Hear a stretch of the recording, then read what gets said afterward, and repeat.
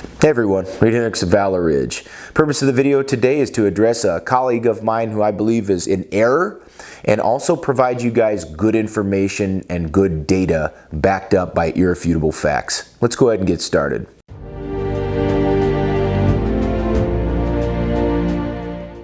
Guys, I know some of my videos have been political lately, and the reason for that is because I care about this nation. I care about individual liberty. I care about natural rights. I care about constitutional governance and limited government. And so when I see a colleague of mine, and I'm specifically talking about Rob Pincus, a man who I've met more than one time, it saddens me when I see a self-proclaimed expert in this field, Mr. Pincus, who I believe is in error in not only his judgment, but I also believe that he is in error with whom he is in cahoots with, specifically people on the opposite end of the firearms debate. I'm specifically talking about Dan Gross, the former president of the Brady Campaign.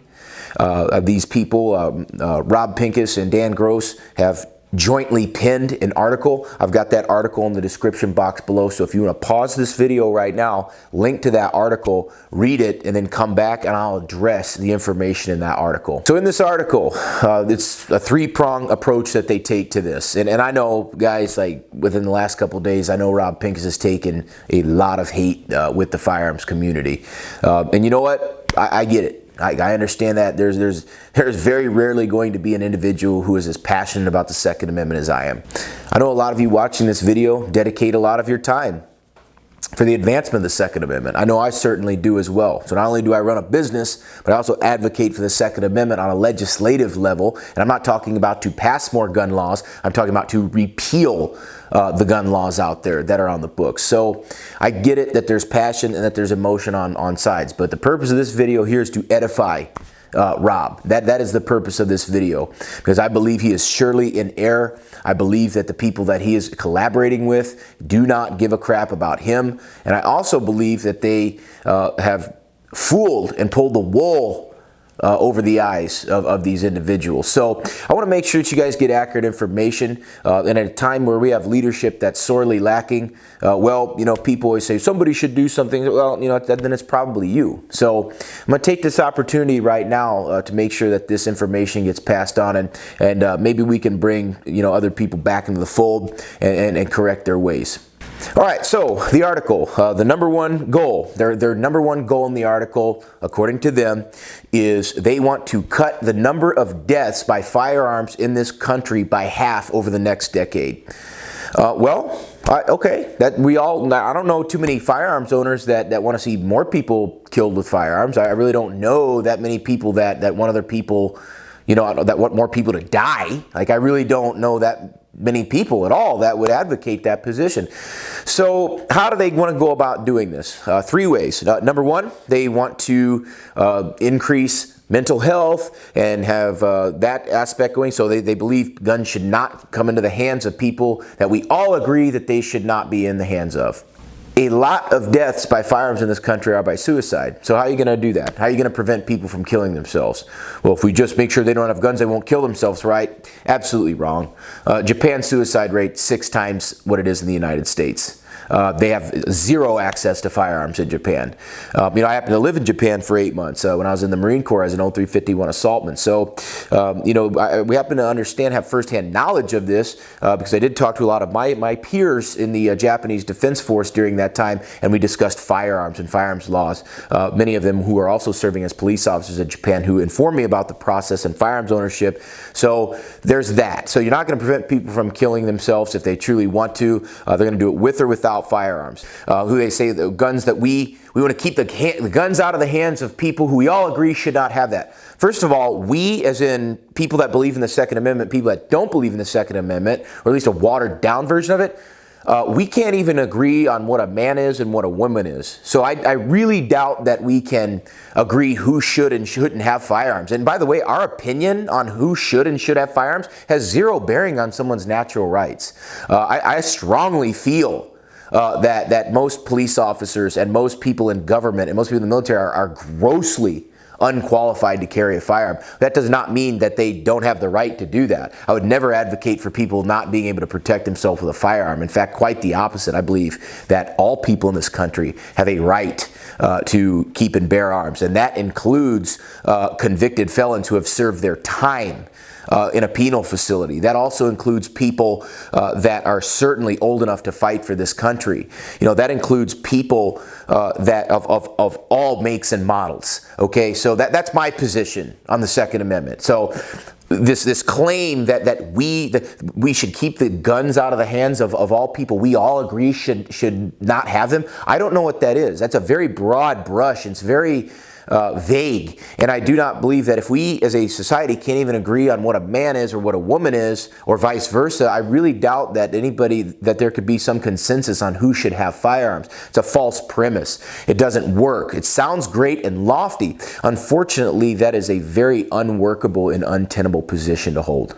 So the second approach to this and how to achieve this goal of cut the gun deaths in half in this country, their other point of action here is to enforce the gun laws currently on the books, and also to simplify them, and also to penalize firearms dealers that are selling guns to criminals.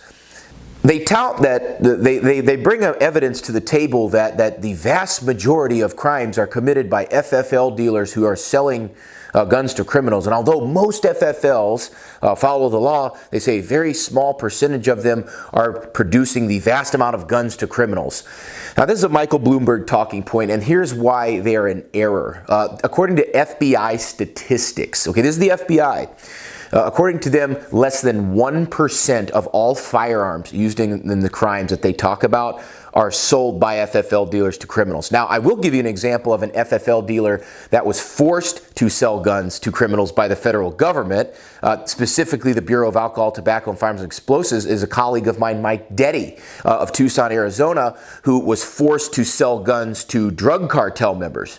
So maybe that's what they're referring to in their article, was that maybe those FFL dealers that were in fact strong-armed by the federal government to do so. And if you want to look up Mike Deddy in Operation Fast and Furious, go ahead and look up that information as well. So maybe that's it. So once again, Rob Pincus, you're in error. Okay, Dan Gross, you're in error. Your information is inaccurate. You know, and I really want to know what data that you guys used to come up with that. I want to know who sponsored your research. I want to know who sponsored that. I want to know who paid for your evidence. I want to know who paid for your data. I paid for my data with my tax dollars with the FBI. So I'm going to flip that back on you and edify you once again that you are in fact in error and that your information is inaccurate. The third approach, their third proposition is they want expanded background checks. Now what this would mean is that you cannot sell one of your firearms to somebody without the buyer having to undergo a background check or fill out a Form 4473. They claim that this will cut the deaths in half over the next decade. I don't know what evidence or data that they're using, because countless times the people that are getting killed are with stolen firearms to begin with. If you want to see expanded background checks in action, look at the city of Chicago. I don't think anybody can argue that Illinois has some of the best gun laws in the nation. They have some of the most restrictive gun laws in the nation. Example is a firearms ownership ID card that every legal gun owner in the state has to have to simply buy ammunition or a firearm. And so I task this. If you want to see this in action, the average FOID card owner in Illinois undergoes over 360 background checks every year. You heard it right. The Illinois State Police conduct a background check on FOID owners nearly every day of the year. And yet in Chicago, it's one of the most violent cities in the United States, they have very restrictive gun laws. And this happens. They say, well, the guns are coming from Indiana. Where's the epidemic of firearms violence in Indiana, if that's the case? So what we're looking at here, guys, is false information. Another thing about expanded background checks, per the Senate Judiciary Committee, the United States Senate Judiciary Committee, that these background checks, these universal background checks, expanded background checks won't work, quote, without a national gun registry. And I'll take this opportunity once again to edify Rob. Rob, given your background, you would know that a national gun registry generally isn't a very good idea. You see, I have relatives that are dead now that lived in Germany maybe about 80 years ago, and so they would understand about a national gun registry being that's not a good idea. There's this event called Kristallnacht. There's this whole event where like the German government went in and like found out who the gun owners were. Very good book by Stephen Halbrook, Gun Control in the Third Reich. You guys may want to check that out. So this really isn't a good idea. I don't believe it's the government's business to know who has firearms. I don't think it's in their interest whatsoever. It's certainly not in our interest, and they don't have that power to do that. So it's none of their business what people own. It's none of their business who owns them, okay? That's once again an overreach of government. And Rob, being a police officer, I know that you have law enforcement credentials. You did take an oath to support and defend the Constitution of the United States. I would ask that you honor that oath and that you recalibrate your mental process. So that's their three-prong approach. My issue with it is that we have a firearms instructor who's been doing this for over 2 decades now, who's worked with the NRA, who's worked with the Personal Defense Network, worked with advocates for the Second Amendment, who is now getting in bed with the former president of the Brady Campaign. And there's a problem here because the Brady campaigns, I mean, they have clearly stated goals as to what their objectives are for firearms ownership in this country. I mean, their stated purpose is the disarmament of the American population. I mean, that's very clear in their manifesto. That's very clear in what their charter is. And so for a person like Rob Pincus to claim that he's a firearms instructor and a Second Amendment advocate, to get in bed with the former president of this organization, that's a little bit disconcerting to me. And I believe and Rob, you know what, man? Like, I think that you got duped on this one. And to give you the benefit of the doubt, we always judge favorably. I believe that you got duped. And on the other hand, if you are an opportunist that's seeing an opportunity for your career to be advanced, and I'm not saying that this is the case, but if you were promised a position in a Biden administration, or if you were promised money or anything like that, if you are that guy, and I'm not saying that you are, I'm giving you the benefit of the doubt. I just think you got duped. That's my personal opinion, trying to bring you back into the fold. However, if that's not the case, if it is the fact that you're an opportunist, you know what, man? Like, you need to put people's rights ahead of your own ambition and ahead of your own prospects. Like, that's just called being a man. That's just called being a responsible citizen who loves freedom. Now that we've addressed their approach, I'm going to talk about some quotes in the article that I really believe need addressing. So stay with me, guys. No one is seeking to take rights away. That's an outright lie. We know for a fact that Joe Biden has said that they're going to be coming for our guns. He's in his pre-presidential interview, he said that very clearly. Beto O'Rourke said, hell yes, we're going to come take your AR-15. Dianne Feinstein's, quote, assault weapon bill that she just filed literally last month, that's someone coming to take away your guns. Kamala Harris, clearly on record saying the same thing. We also have the National Firearms Act of 1934. We have the Gun Control Act of 1968. We have the Firearms Protection Owners Act in 1986, and the Hughes Amendment, by the way. And then we have the 1994 Clinton gun bans. And if you don't think no one is seeking to take rights away, go ahead and concealed carry in New Jersey. If you don't think that's the case, go to California and try to purchase a firearm. Go to New York. What about the SAFE Act?